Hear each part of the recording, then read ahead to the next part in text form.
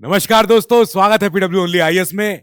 एक न्यूज आई है जो दिल्ली हाईकोर्ट से है, जहां पे क्या हुआ था कि दिल्ली की विधानसभा के 7 बीजेपी एमएलए ये गए थे।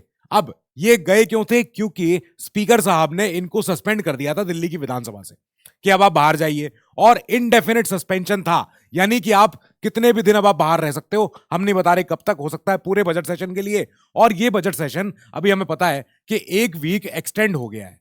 अब इसके बाद जैसे ही ये लोग सस्पेंड होने का इनको नोटिस मिलता है, तब क्या होता है कि ये लोग जाते हैं दिल्ली हाई कोर्ट, और साथ ही साथ जो दिल्ली की अपनी विधानसभा है, इनकी अपनी कमेटी होती है, कमेटी ऑफ प्रिविलेजेस।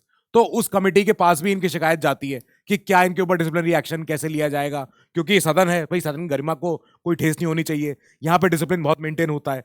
अब पूरा मैटर जानते हैं इन्होंने क्या किया था, क्यों सस्पेंड हुए थे। वो जानने से पहले हमारा 10 मार्च तक हमारा ऑफर है विश्वास दिवस पे, और डिस्क्रिप्शन बॉक्स में आपको लिंक मिल जाएगा। नाउ क्या होता है कि दिल्ली विधानसभा के ये 7 एमएलए हैं, कुल 8 एमएलए हैं दिल्ली विधानसभा में जो ऑपोजिशन के हैं, यानी बीजेपी पार्टी के हैं, बाकी जो हैं वो आप पार्टी के हैं। अब क्या होता है कि ये लोग जाते हैं दिल्ली की हाई कोर्ट के पास। दिल्ली की हाई कोर्ट के पास जाके ये लोग बोलते हैं कि सर हमारे साथ जो है नाइंसाफी हुई है, और प्लीज हम ये जो जो हमारी रिट पिटिशन है इसको दाखिल कीजिए। तो जज साहब ने बोला कि ठीक है, रिट पिटिशंस आर अलाउड। अब किस बात पे रिट पिटिशन है, क्या किया इन्होंने, ऐसा क्या करते रहते हैं हमारे एमएलए, ये सब समझते हैं क्या होता है। जो बीजेपी लॉ मेकर्स हैं, यानी कि सारे ये जो विधायक, इन्होंने क्या किया था, इन्होंने जो सक्सेना जी, जो जो दिल्ली के एलजी हैं, लेफ्टिनेंट गवर्नर, अब ये एक स्पीच दे रहे थे।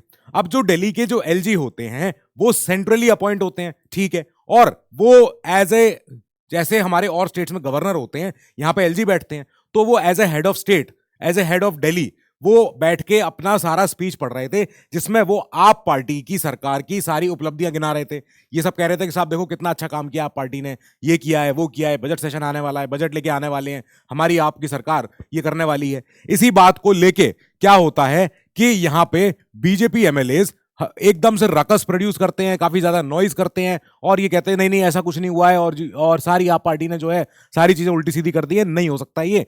फिर इस पूरे मैटर के बाद जो आप पार्टी के अपने एमएलए हैं, एमएलए दिलीप पांडे जी, इन्होंने क्या किया, इन्होंने सदन में, हाउस में, दिल्ली की विधानसभा में एक रेजोल्यूशन पेश किया। इनके सामने बोला कि जो स्पीकर हैं, स्पीकर सर मैं एक रेजोल्यूशन पेश करना चाहता हूं हाउस के सामने, और रेजोल्यूशन ये है कि इन सब विधायकों ने ये जिन्होंने उपद्रव किया, जो भी जिन्होंने किया इस पूरे सेशन के दौरान, स्पीच के दौरान, इनको सब आप सस्पेंड कीजिए। अच्छा ठीक है, ओके। फिर क्या होता है, तो जो रेजोल्यूशन क्या होता है, जो दिल्ली के स्पीकर होते हैं रामनिवास गोयल जी, इन्होंने उस मोशन को एक्सेप्ट कर लिया। इन्होंने कहा ठीक है, अब इस पर वोटिंग करते हैं। वोटिंग हुई दिल्ली में विधानसभा में, हमें पता है आप पार्टी के पास बहुत सारे ये सब एमएलएज हैं, तो इन्होंने क्या किया, उसको यस कह दिया कि हाँ ठीक है, इनका सस्पेंशन होना चाहिए।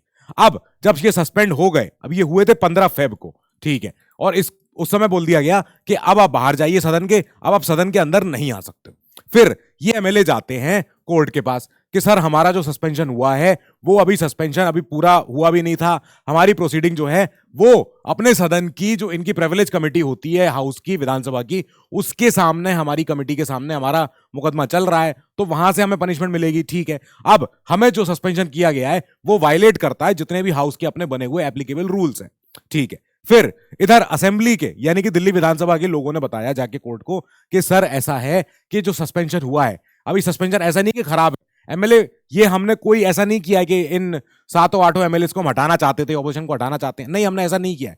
हमने खाली 8 में से 7 एमएलए को सस्पेंड किया है। अभी जो लीडर ऑफ अपोजिशन है बिधूरी जी, वो अभी भी सदन के मेंबर हैं, वो भी आ रहे हैं यहाँ पे, कोई दिक्कत नहीं है। हमने कोई भी डिसेंट को बंद नहीं किया है, और हमने 8 में से खाली 7 ही तो सस्पेंड किए हैं, और हमने ये जो किया है वो सेल्फ डिसिप्लिन के तरीके से किया है। जो हाउस की अपनी गरिमा होती है, हाउस का अपना जो तौर तरीका होता है, यहां पे हाउस के ऑनर को चोट ना लगे, और जितना भी ये मिसडिमीनर होता है, जितना भी ये जो उपद्रव होता है, या जो इतना भी जो मिसक्रिएंसी होती है, ये ना होने पाए। हमने इसको रोकने के लिए हाउस की जो कार्रवाई है वो स्थगित ना हो जाए, एडजॉर्नमेंट ना हो जाए, हमने उसके लिए उन 7 को उठा के बाहर कर दिया। ये हुआ।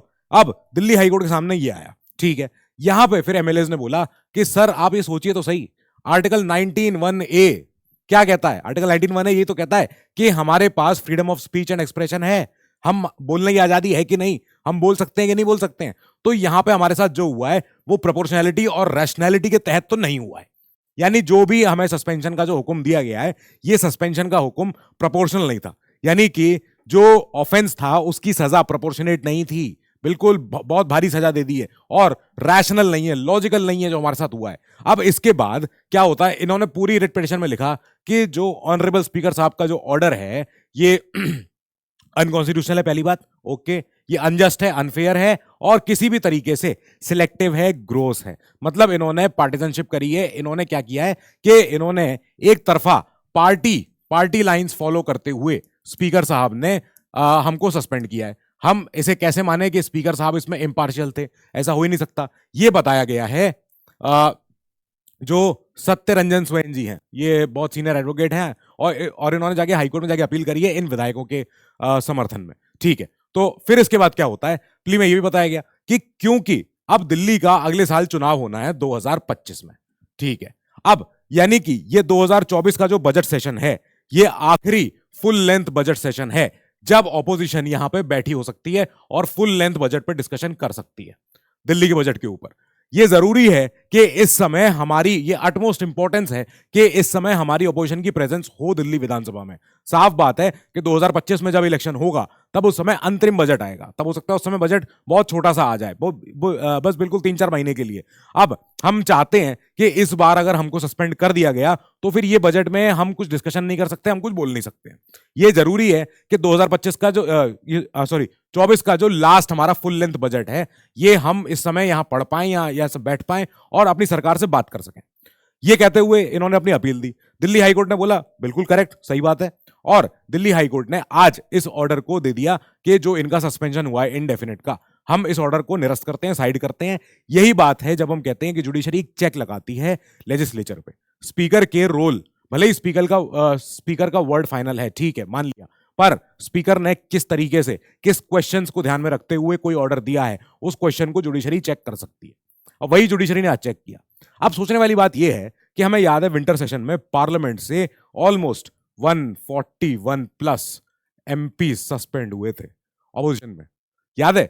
फिर उसके बाद 3 बिल आए थे, खटाखट बड़े बड़े बिल आए थे, टेलीकॉम बिल, ब्रॉडकास्टिंग बिल और एक और बिल आया था।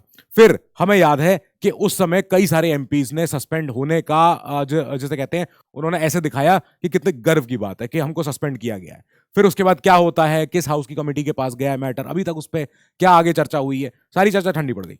नाउ ये एक चीज है जो हमारे देश की पॉलिटिक्स को डिफाइन करती है कि यहां पे जो हमारी इंडिया की पॉलिटी है वो इन्फ्लुएंस होती है due to party lines, due to politics, कि जहां जहां राजनीति हो जाती है वहां पे पॉलिटी की सीमाएं जो है धुंधली हो जाती हैं। कभी एग्जीक्यूटिव या लेजिस्लेचर को चेक करना पड़ता है जुडिशरी को, कभी उल्टा भी होता है, कभी कुछ भी होता है।